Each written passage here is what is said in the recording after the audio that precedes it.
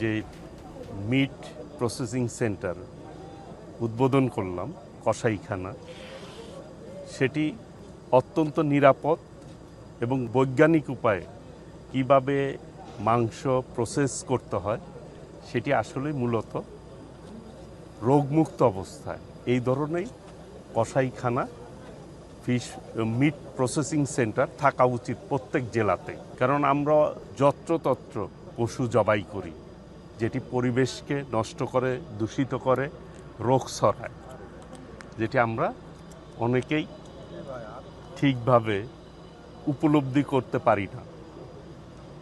আমাদের এই প্রকল্প আমরা যেটা চিন্তা করেছি, মাননীয় প্রধানমন্ত্রী দেশনায়ক তারেক রহমান খাদ্য নিরাপত্তার ব্যাপারে যথেষ্ট সচেতন রয়েছেন উনি, এবং এই বাংলাদেশের প্রান্তিক জনগোষ্ঠী, কৃষকরা এবং ভোক্তারা যাতে করে সঠিক মাংস খেতে পারে, সেই জন্য এই উদ্যোগ।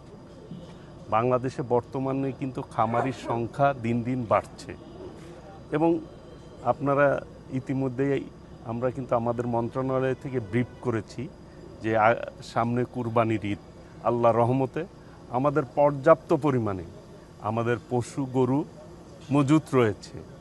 চাহিদার তুলনায় প্রায় 23 লক্ষ গবাদি পশু আমাদের বাড়তি রয়েছে।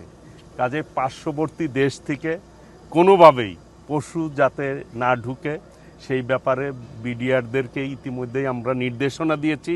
আমাদের দেশ, সবাই মিলে আমরা দেশের স্বার্থ রক্ষা করে আমরা পথ চলব, যেটি আমাদের মাননীয় প্রধানমন্ত্রী সবসময় বলে থাকেন, করব কাজ গর্ব দেশ, সবার আগে বাংলাদেশ।